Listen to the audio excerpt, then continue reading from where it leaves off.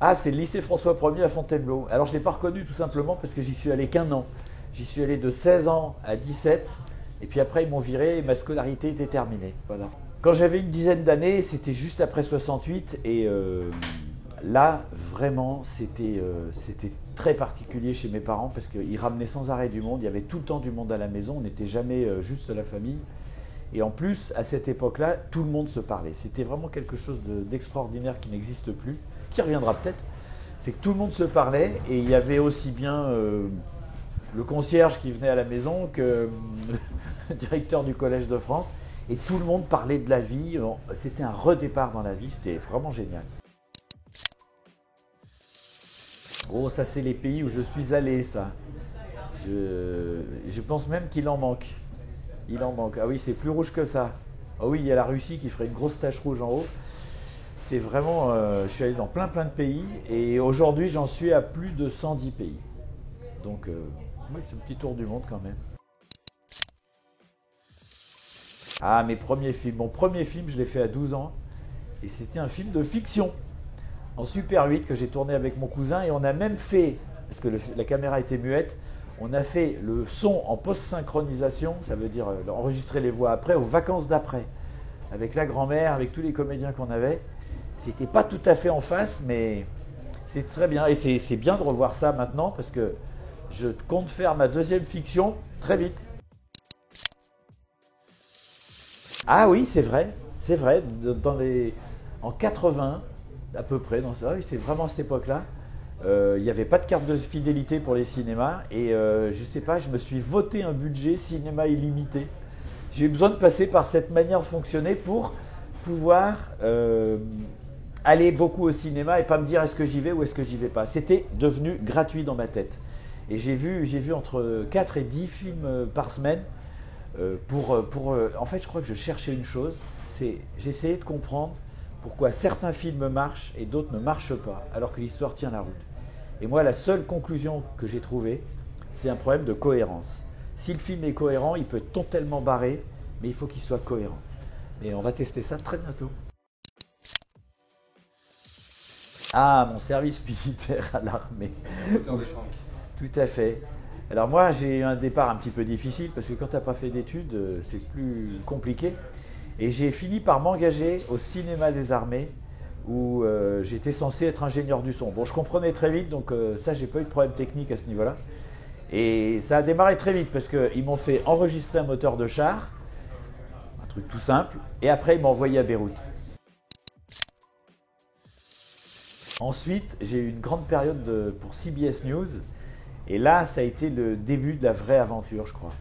Et je me retrouvais, en fait, je suis retourné à Beyrouth en 84.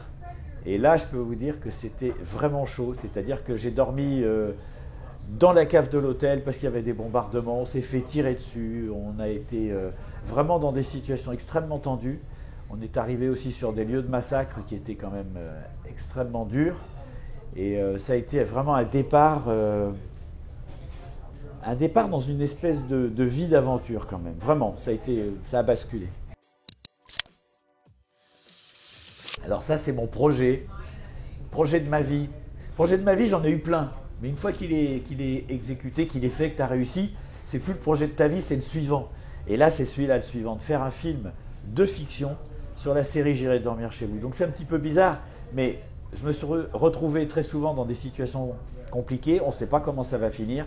Eh bien, pour le film de fiction, eh bien, on imagine que j'ai eu une situation très compliquée puisque j'ai carrément disparu et c'est ce qui se passe après. Et je ne vous en dis pas plus. Ah, la guerre des étoiles, ça c'est vraiment le premier qui est arrivé sur le marché, l'épisode 4. C'était vraiment une porte qui s'ouvrait, c'était un nouveau style de film qui n'existait pas avant. Et moi j'adore tout ce qui est tous ces gens qui ouvrent des portes, qui vont ailleurs, qui font quelque chose qui n'existe pas. Et George Lucas en fait vraiment partie.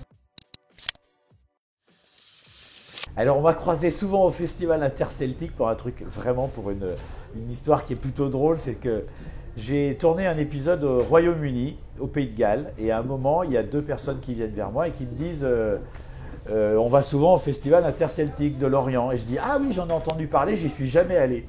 C'est passé comme ça à la télévision.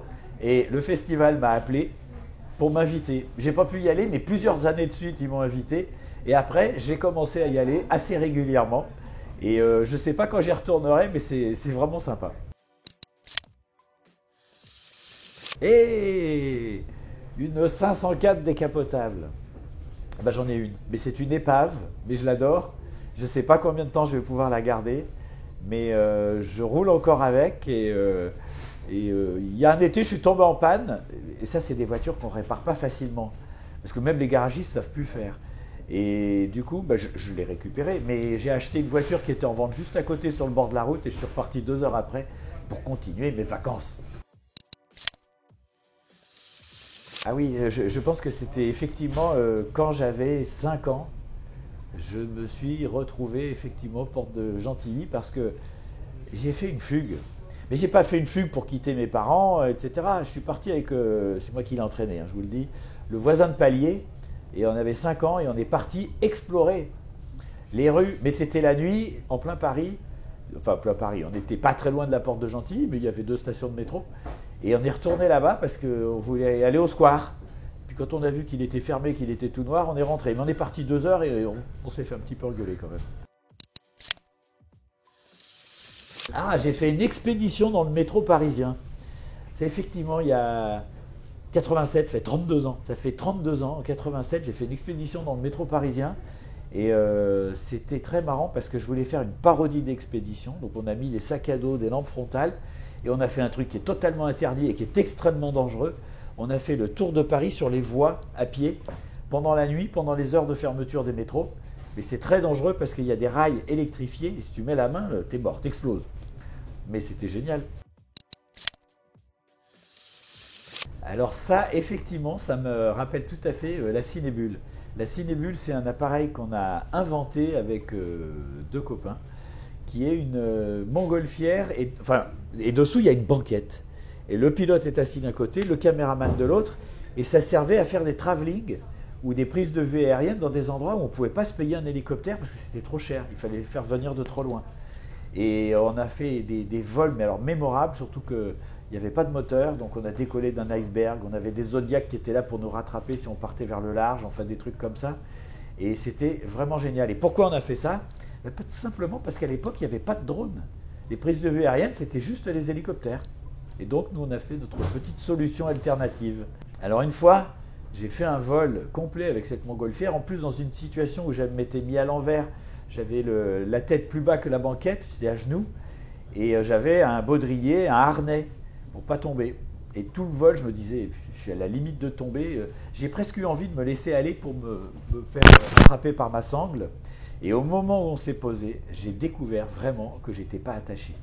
Et là, je pense que c'est une des fois où je suis passé le plus près de la mort. Et surtout, une des fois où la prudence qui fait que je fais jamais un truc qui est un peu dangereux sans une vraie raison, eh bien, m'a sauvé la vie. Effectivement, je souffle dans mes mains, comme ça. Et ça fait de la musique. Et je fais l'Ave Maria de Gounod.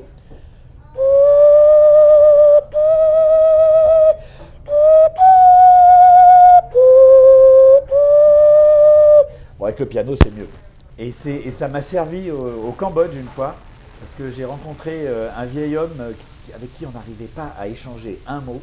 Et il a pris un instrument de musique local que je ne connaissais pas, une espèce de guitare circulaire, voilà, cylindrique, et il a commencé à faire une mélodie, et moi j'ai joué avec lui, et vraiment c'est une des plus belles rencontres de la série, parce qu'on voit la complicité qui est en train de naître avec justement la musique, alors que tout nous sépare. Et ça, c'est vraiment ce que j'espérais faire avec cette série.